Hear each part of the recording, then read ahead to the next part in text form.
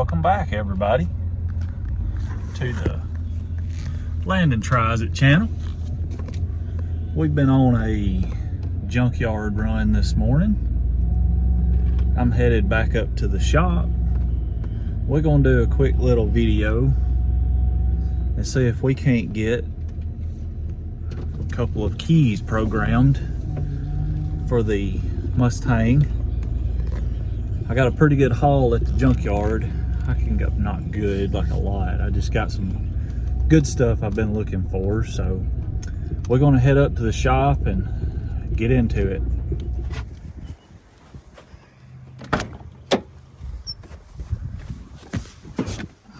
It is hot in this little car.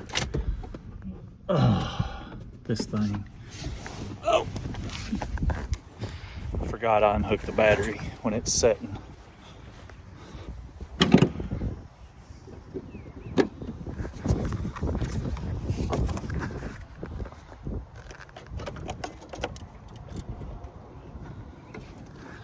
Good to go.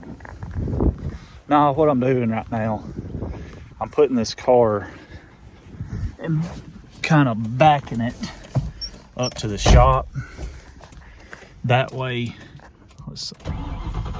Oh yeah, I wanted to do that in case this key program goes the wrong way, so it's facing forward. That way I can, if I need to, load it up on the trailer and get it to the Ford dealership to reprogram these keys. I can, and that way I won't be hauling it backwards. Whoop, because I don't want to do that. Good thing this transmission's bad, isn't it?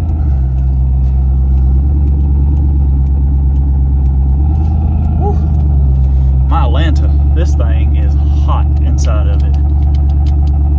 Okay, so let's shut this bad boy off. Okay, first things first, let me get some air going. Holy moly. First thing I'm going to do is I found this old key fob. You can see it's really junky looking. This is my factory key fob, I'm guessing. So what I'm going to do is I'm going to replace the battery in this old one and try to do a program on it. That way, say if something happens weird or something and the keys get locked in it, I have a backup fob that I can get into it with. Because remember, if I program, well, I guess it don't matter because I have the original key, but I'm still going to try to program this fob. That way I have two of them. So let's get into that. All right, what I always do, I flip these fobs, and there's always a little indentation. You can see it right here in between the where the ring goes. This thing is split apart a little bit, which I've already broken this apart, but there'll always usually be a way to put something in between that to kind of pry that key fob apart. Which I will, if this thing works, I will actually take it apart and clean it real well. So there's our battery. And everything nowadays just about has key fobs or keyless start. So I keep these 2032 batteries at home. So what I'm going to do is see if I can pop that bad boy out. Oh yeah. Inside that key fob, it looks pretty good. I'm going to put this one in there. So there's no rust or anything inside that. So that's why I just wanted to try a battery. This fob didn't cost me anything. So I was like, I'm just going to try it just in case. And at the very least, I can show y'all how to program a Ford key fob. All right, battery's in. We're gonna put the remote itself back together. And there you can really see that little slot that you can fit a screwdriver into. Usually every key fob will have something like that. Okay, so now we're gonna close the door. we're going to get up here where we can halfway see. We're going to take our original key. I hadn't done programming yet. This is just something we're going to try. Now, with a Ford, you turn it, I think it's 8 times, key on, key off, 8 times, and the doors will lock. And then you can program your fobs to it. So let's try that.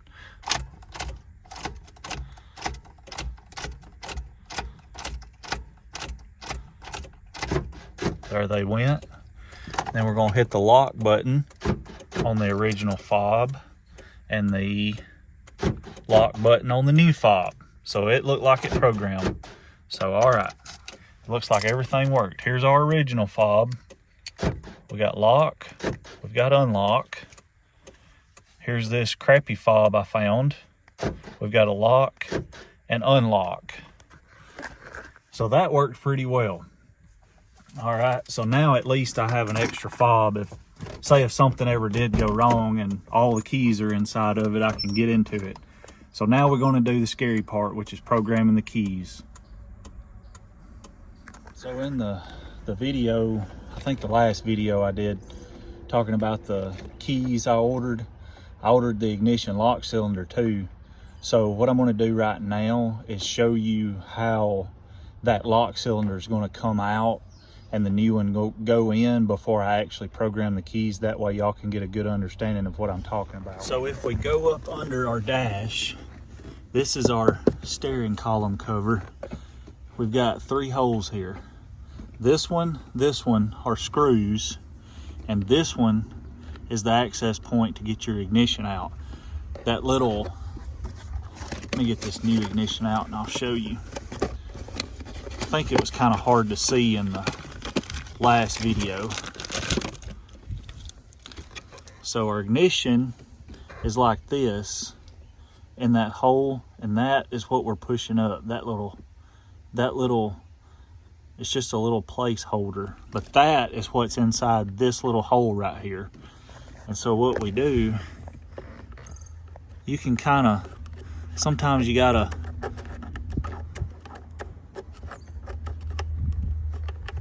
I think I feel it, maybe. All right, but what you have to do first, I was just trying to see if I could feel it.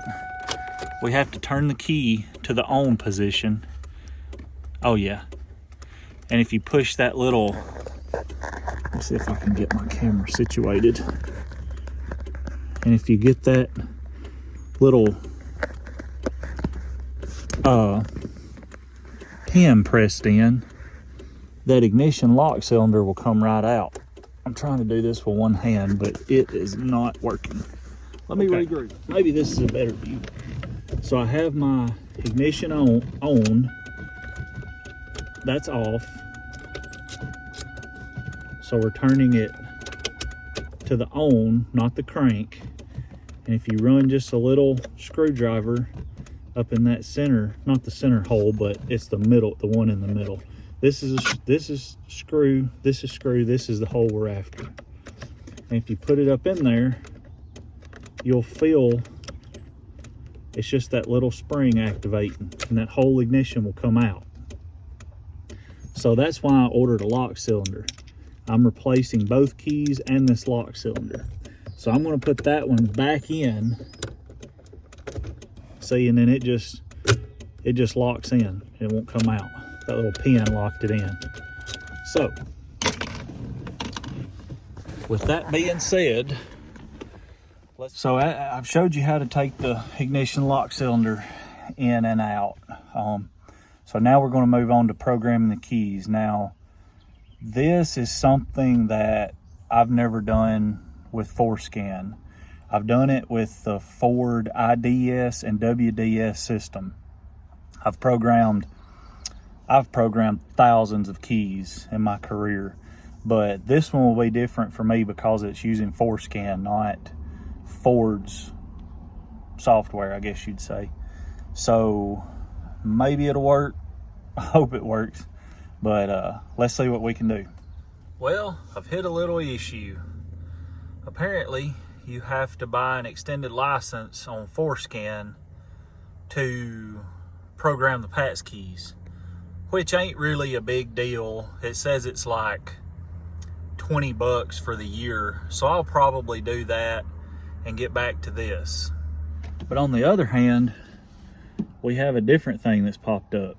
So I put the new ignition in, the new lock cylinder and the new keys in, because I was gonna just go ahead and start the programming process with them. But check this out. Now this is the new keys. See the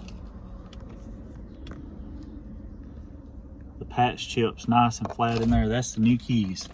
But watch this.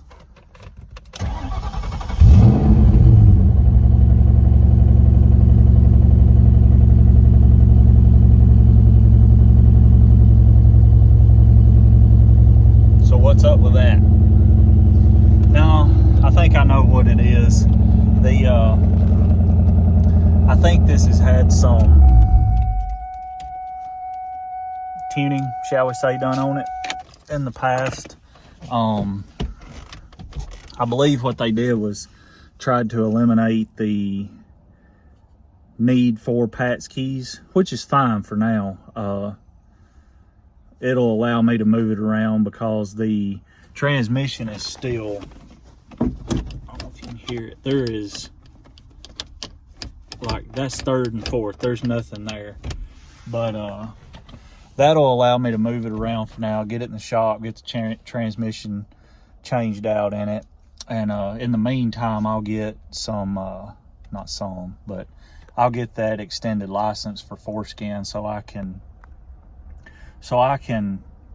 get these keys programmed, because I really think that's my theft light issue, and hopefully that'll fix it up. So that'll be all on this part of the Mustang.